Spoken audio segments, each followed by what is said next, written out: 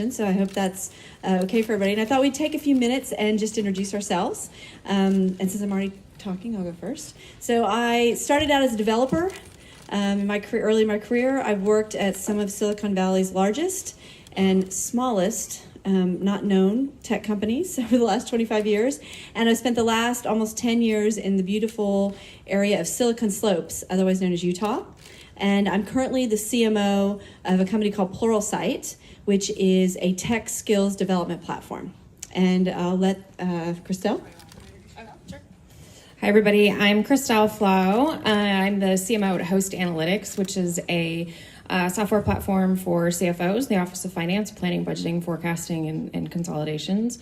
I've been there for about 2 years. I, too, have worked at a smattering of tech companies in the Bay Area, some of which you might know, Marketo, Ariba, Taleo, Mapr, and Jive. And then I did have a short stint at Domo with Heather in beautiful Utah. So I'm excited to be here. I know you started your career as a developer. I thought I wanted to be an engineer. And clearly that did not pan out for me. So now I'm in marketing. Great. So all of you in the back, there are seats up here in the front if you'd rather sit. Or if you'd like to stand, that's fine. I'm Joelle Kaufman. I'm the Chief Marketing Officer of Dynamic Signal. Dynamic Signal is the leading platform to manage employee communications and engagement so that you can reach everybody, not just people that are on computers all the time. I also have 25 years of experience with a wide variety of large and small tech companies. I've been a CMO for the last 15 years, but I did not start my career in engineering.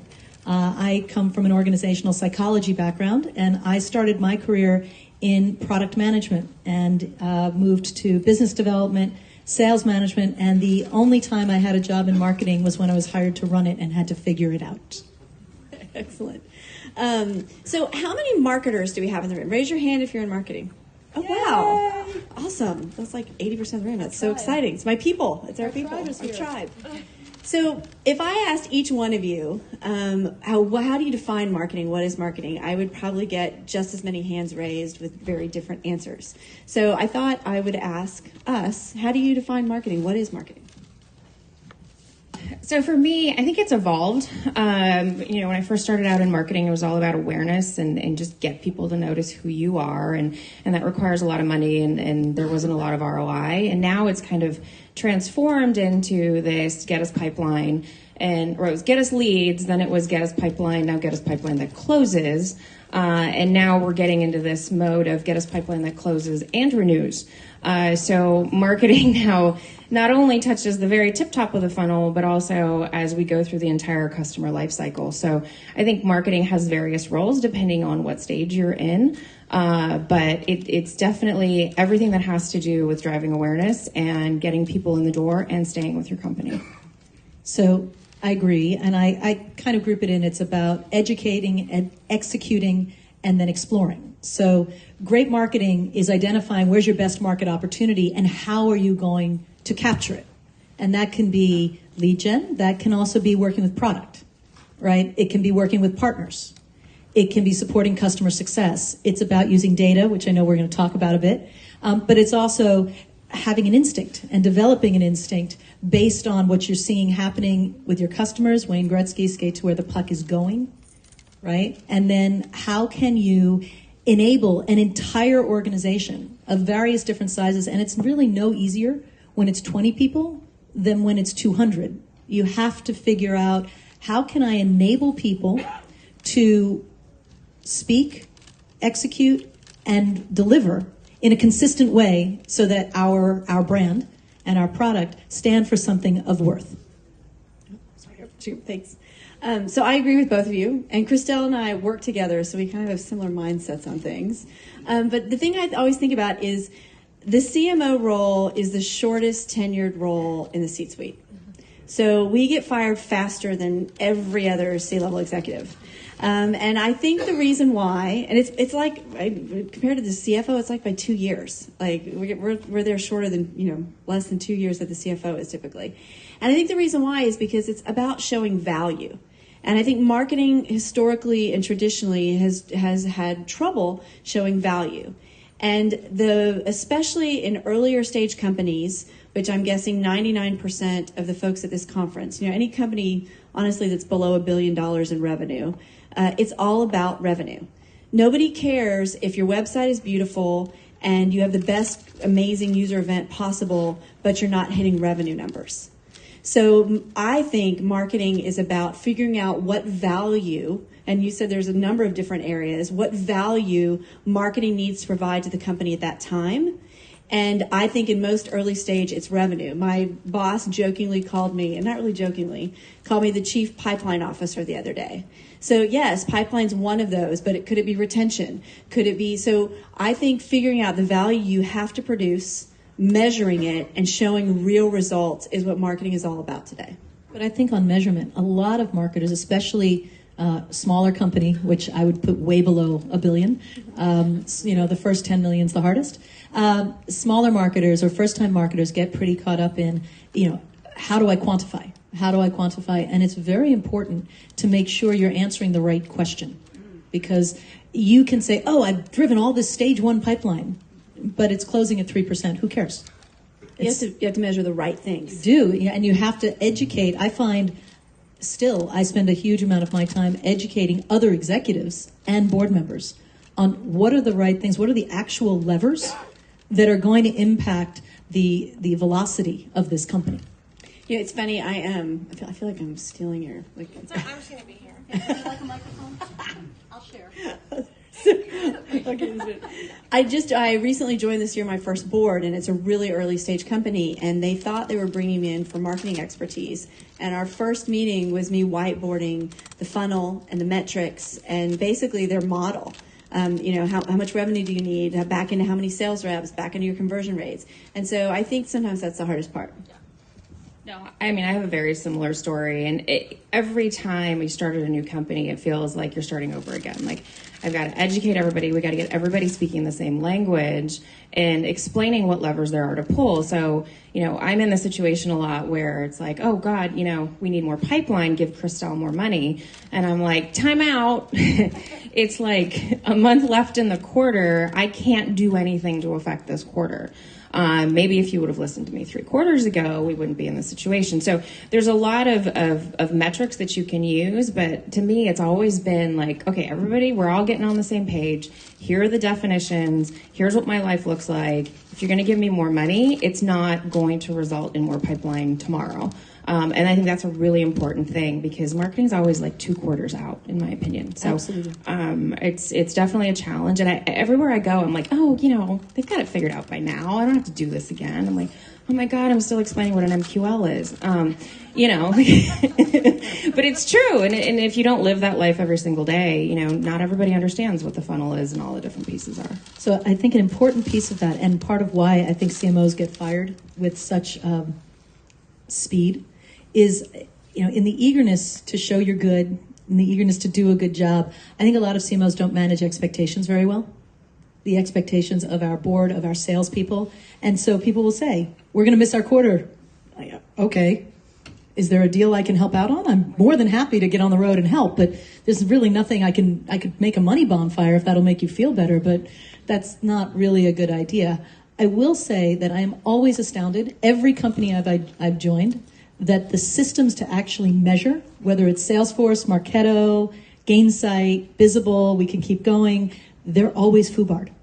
Like, you come in and they are just FUBAR'd. And you have to have people who you can trust, who can untangle what was done with good intentions. Because if you're going to measure and you're going to show pipeline and you're going to show conversion rate and you're going to manage expectations and your foundational data is inconsistent and faulty, I can tell you any story I want to tell. It's just not auditable. It's not reliable. And I think a lot of marketers came up with the awareness. They didn't come up with the quant. And they certainly didn't come up with systems integration. And a lot of what we do now is systems integration so that we can actually track from that beginning of awareness through to that renewal and expansion event. What's working, what's happening. And this is why I love marketing today. I started out as a developer and I worked at a systems integrator. So on that note, and I do think it comes back to value. There's no value in pipeline if it doesn't turn into revenue. So what's the value? What does the company ultimately want? Is it retention? Is it new logos? What is the value that you as a marketer are going to provide? So I'm going to switch gears a little bit, a similar kind of topic. But yesterday, how many of you guys were there for the opening keynotes with Ryan Smith from Qualtrics? Okay, good. Yay. Okay, so yesterday he talked about how everybody thought he was crazy because he turned down $500 million for his company. And reporters wrote about him, like, who's this crazy guy? Yeah, not so crazy because now recently he sold for $8 billion. So it was actually a really great decision, but he had to have vision and stick to his guns. And I think as marketers, sometimes we have to have that too. So the question I'd like to ask you guys is there a time that you had vision for something that you really had to believe in, like, hey, this is going to work, and it ultimately paid off? Maybe not $8 billion paid off, but it paid off. So, I mean, we're doing a crazy thing here. We're doing the puppy adoption, which is adorable. But, for me, like, we have an awareness issue. And yesterday, I think, was the highest Twitter traffic we've ever seen, just because we sponsored the puppies, right? So that's awareness, right? So it works for us. But that's just today and tomorrow. But one of the craziest ideas I've ever had, so I worked at Mapbar, which it's Hadoop, and you sell to developers, or you try and influence developers. Those people don't buy. They don't have the money. So it was a very interesting challenge. So we had this fantastic academy and online training, and we had like tens of thousands of people signing up. Just, how do you download a Hadoop cluster and use it, and what can you do with it? And so the crazy idea I had, and a lot of this had to, because of my history coming from Jive and external communities, I'm like, well, we need to give these people a place that they can talk to each other, they can share code, they can, and then you've got the sales guy going, oh, those are great leads. I'm like, you are not allowed to touch them. Like, the last thing these people are going to want to do is talk to some sales guy because they just downloaded a Hadoop cluster and they're trying to figure out how to do it because they could do it for free. And so, I had to go to the board. I had to ask for a ton more money. I had to buy a platform. I had to hire somebody. I had to convince product management people and engineers in India that this was a good idea. And oh, by the way, I need your time because I need you to answer the questions. Fast forward, it's still up today. It's called the Converge Community at Mapbar. And it's fantastic. People are creating, they're creating study groups in classes. So now it's become this healthy breathing, and sales is getting a lot of their pipeline from it. And it's not by calling the developers, it's by calling the heads of IT that are saying, hey, we 5 of your developers are playing around in our community and they've downloaded this Hadoop cluster. You want to buy? And that was a vision that it was hard to sell, very traditional, engineering focused company. And it's probably been one of the biggest successes. My special trick in marketing is that I'm usually hired to create a category. And I usually spend a good amount of time in my interviews trying to convince the board and the CEO that they don't want to do that, because it's much easier to improve on an existing category where there's budget and there's a buying practice and what have you. So if any of you are thinking what we really need to do is create a category, try to find a category that you can already disrupt, because new categories are just a big, heavy lift. So we're in this, I was hired into Dynamic Signal, and they're like, we need to name this category, and it is legitimately a new category. Okay. And we're in the middle of a whole process. We've got focus groups, and we're doing all kinds of surveys, and we've gotten all kinds of executive feedback and board feedback. And the CEO calls me in and says, Salesforce is going to announce X. We need to change our positioning and call it X. I said, okay, do you know what X is? No. Do you know if X has nothing to do with us? Anything to do with us? No. Do you know for sure that they're going to announce X, which we don't know what it is, and if it has anything to do with us? No. Okay, there's no way in hell I am changing our positioning to X. Period. We're in this process.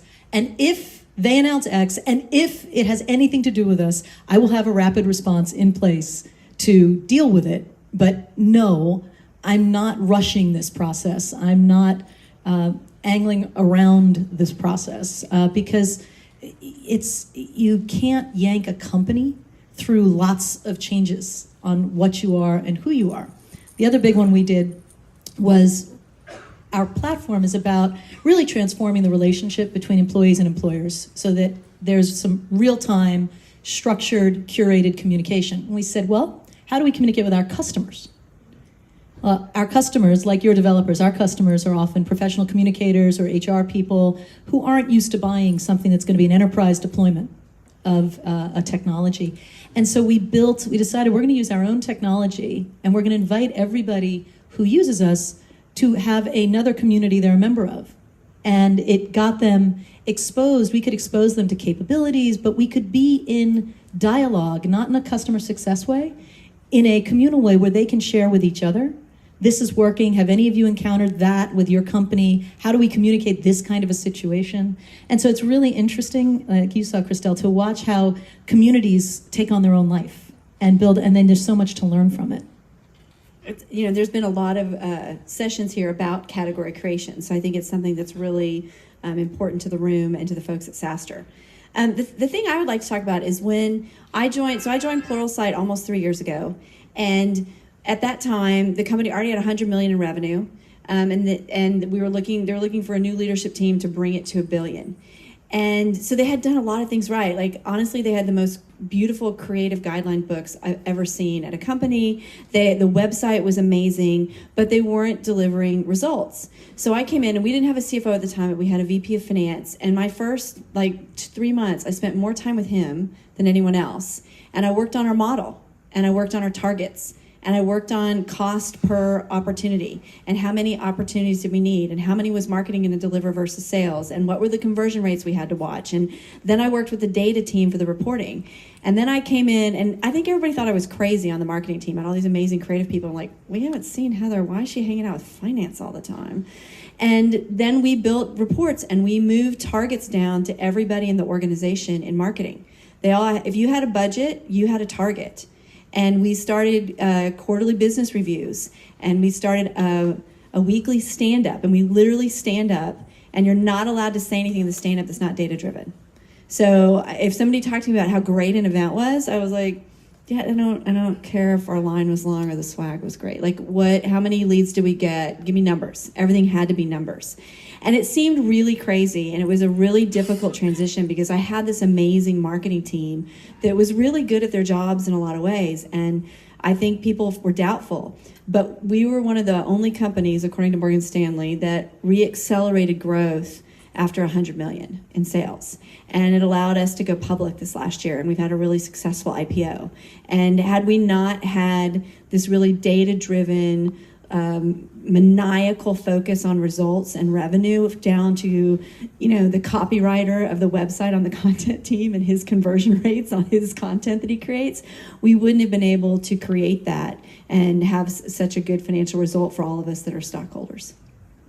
So I think that's fantastic and a great discipline. I really do. I think when you're smaller and you don't have 100 million and a customer base of some size, you can end up with your data being disproportionately weighted by a few customers and end up with problems on statistical significance. So you have to figure out, how much do I rely on the data? How much do I challenge the data? How much do I want to push people to take risks? But always come back to, we're here to build the company. The company is built on revenues.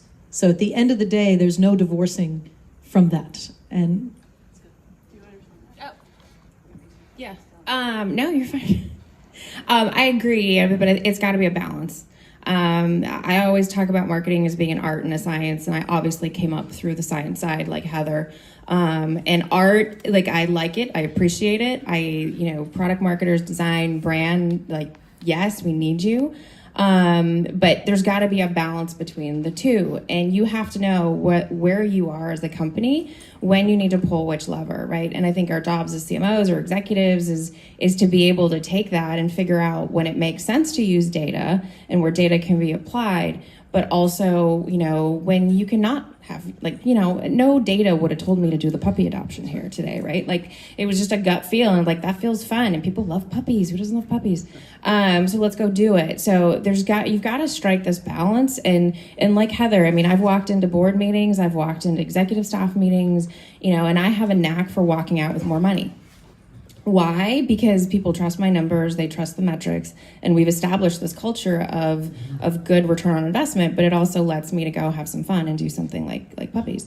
But you have to know the balance and when to push the gas on which side.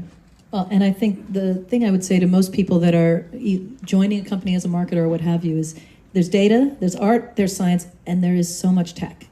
And having We actually, when we came in, I have a colleague, this is our second company that we came in almost as a pair, and he just vets and eliminates half the technology and then creates a very streamlined stack in order to answer very specific questions like conversion rate and retention rate. Like, you can win a deal, and if that deal churns in a year, the market's going to kill you.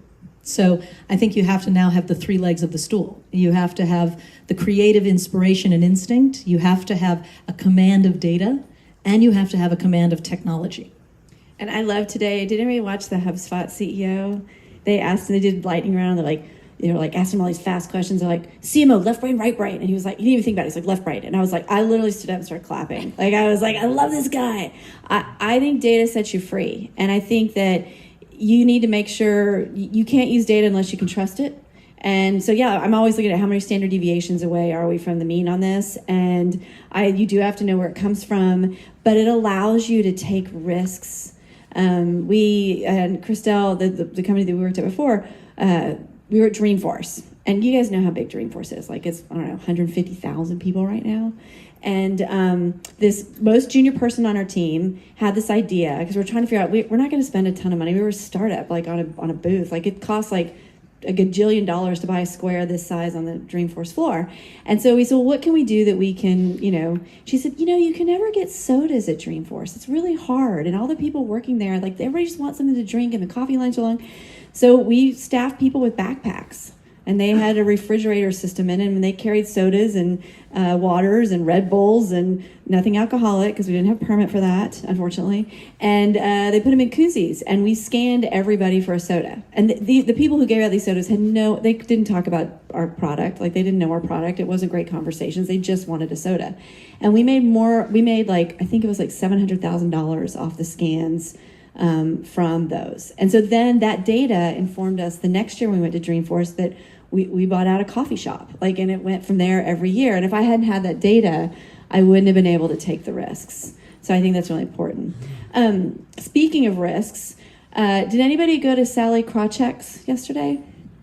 Okay, so a couple people. Okay, so I'm going to define a term. She talked about, I think it's interesting, it's all women up here, which is fun with this next question. She talked about the glass cliff. And she said, she defined the glass cliff as when there's a problem that's really, really tough. And she said in her career, they'd given it to a bunch of men, thought nobody could solve it, and they came in and gave it to her. And she was either going to fall off the cliff or she was going to perform. And she said she loved it when she was given a glass cliff, when she was given a problem that didn't seem like anybody could solve, or a really tough problem. So my question to you guys is, do you have any cliffs right now? In marketing right now, what is the really tough thing that you're trying to solve? Okay. So first off, I don't think you should wait for someone to give you a glass cliff. I believe, and there are people here who have worked with me or do work with me, I believe my job is to look for what is the biggest problem keeping the company from our next growth potential, and how do I eliminate it? And sometimes people get caught up, but what about this problem or this problem? I don't care. I care about the biggest problem. And so, ours has been, since we were talking, I think you both have freemium type models or possibilities. We don't, right? So we've tried that. It doesn't work for our product and our business. So we have the enterprise sales cycle, which is long and sucky, and lots of people in the buying. And when you have a lot of people buying, you have a lot of people that can say no, and it's very hard to get to yes. And so the question was, how we have to accelerate this sales cycle. This is the biggest problem. Our net churn is above 100%. People love it once they've got it. You're both been customers, so it's a good thing. But how do we do this? That's the biggest problem. And whether I need people from finance, sales, customer success, it doesn't matter. That's the glass cliff that I go run off. And I just hope the parachute opens. I'm going to trust that I've got it and the parachute's going to open, because you start saying, this is it. This is what we have to do. And this is how we're going to do it. And we were just talking about sales kickoffs. I literally took 200 people over that cliff with me 2 weeks ago. So God willing, the parachutes are opening all over the place. If I'm unemployed in 6 months, they didn't. Short tenure. Yeah. Well, that would have been 2 years. Yeah, average is 18 months. I'm waiting for the Gartner MQ to come out, and I'll know if I have a job or not. Because that's the other measure. Yeah, right. No, so I agree with you, right? Like this concept of a glass cliff is cool, but we are problem solvers. We're in the positions that we're in because we're problem solvers and we take risks. And there was one that we had just recently at Host where, SDRs or sales development reps. So it depends. Like, is it a sales function or is it a marketing function? And there's kind of this new trend. Yeah. So it's kind of a hot debate, right? Sales will tell you it belongs in sales. These are junior salespeople. We want them. And marketing will tell you, no, let us train the little kids. Like, we want them to learn process and be good, good salespeople. So there's this really hot debate. So we were in a strategy meeting. It was about a little over a year ago. And I'm the only female on the executive team. And we've been struggling with the SDRs. We had like 4. It was very broken, like no conversion rates, no nothing. And the sales guy the CRO at the time was very adamant about, nope, it is like, we're not even having this conversation. It is staying in sales. And the CEO, and I don't know if any of you guys went to the Dave Kellogg session yesterday, Dave Kellogg. So he was my boss. And he sat there and he said, why don't we give it to the person that knows the most about process? And that's Christelle. And I was like, well, that's great. Because I had established myself as doing really great things around process and building process. And it was a hard struggle. And I got everybody on my team like behind it. And to much chagrin, the gal who ran Demand Gen was like, no, don't give me one more thing to do. But she completely embraced it. And she's done a fantastic, our reject rates have like been cut in half. And it is now, I stood at SCO last week, and we've got 10 of them, and we're growing that team. And it was one thing that we took and we embraced it, and it was a really hard problem, and everybody thought we would fail. It's been a tremendous success. And I strongly believe that the SDRs or ADMs or BDRs or whatever you call them, they're top of the funnel. And so if you're going to hold marketing accountable for pipeline and top of the funnel, they should be in marketing. We moved them in Pluralsight over into my group, and my efficiency ratios of how for every dollar I spend, how much pipeline I create have only gotten better because of that. So I'm with you, sister. I'm totally Good. I have 48. She has 48. Yeah, so I'm with you. So the thing for me is there's been a lot of conversations this week about, and you mentioned it, freemium, open source. Dropbox was on stage with Stripe and Slack. HubSpot was talking about it. Like, how many of you guys either have a freemium product or an open source product or a trial or something like that? Okay, so at least the majority of the room. So it should be the holy grail. I think this is one of the hardest things in marketing right now. And I was lucky enough to have a conversation with Ann Winblad the other day, and I was, the iconic investor. She's just been amazing. And she just come off Squawk Box that day, and I was like, wow, I get to ask the person who was on Squawk Box questions. Maybe I should be a show host on Squawk Box. And she called it prosumer. And so I think this is one of the most impactful areas right now. This is my cliff. And when I came to Pluralsight, I've really put a lot in place to push this. And it's been one of our most lucrative marketing programs, but it's not easy. And we had a lot of failures along the way, and we failed fast. And that's where, again, data has helped me. But I think this is one of the things that is the cliff for all of us, is how do you convert these folks? How do you move from free to paid?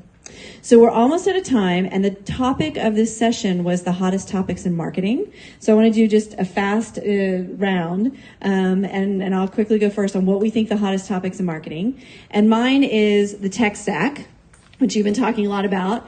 So your tech stack is hugely important. For those of you out there, look under the hood. Have a developer mindset. You would not hire a creative agency and never look at their creative. Why would you buy a technology, never really understand how it works? And it's more important than the tech stack itself, it's the people. You need skilled people. So create a culture where people aren't afraid to fail. They can learn new things. You can train them. Having worked for a tech skills platform, I believe strongly in this. So invest in your people to run your tech stack. Yeah, I agree. I think it's around the people. And everyone has an opinion about marketing, right? Anybody can be a marketer. I was an engineer. So look at different criteria for your people, right? Like I'm hiring product marketing people that have no product marketing experience. Why? Because I need people that know how to talk to finance. I don't know how to talk to finance. Like you need people that understand, and some of those core skills like product marketing, I can send them to a class. They can be developmental, but don't be afraid to take a risk on somebody if they don't fit that job description perfectly. And I think for marketers, like that's how you're going to innovate. It's how you're going to find those new cliffs to go take. Is people that don't fit that role. So agree with both of you, but I have a different perspective to bring, which is who owns the employee experience at your company? Because the number one driver of your customer's experience is your employee experience. And if your answer is HR, you are so behind, you're not thinking strategically. Who owns Glassdoor? I will tell you, your customers look at Glassdoor. Your investors look at Glassdoor. Obviously, your recruits look at Glassdoor. But who owns your company in terms of its reputation, in terms of its experience, how you treat your employees? So you want people to take risks. You want to hire people outside the mold. You have to create an employee experience that supports that and supports their growth and also supports them going the extra mile for your customer. Yeah, employee brand and employee communication should be a big part of marketing. Amen. Well, I think that we might have a few more minutes. No, I think we're out of time. So Red this is is the over. over point. So thank you guys for coming. It was really a pleasure to have 30 minutes with all of you. Thank you.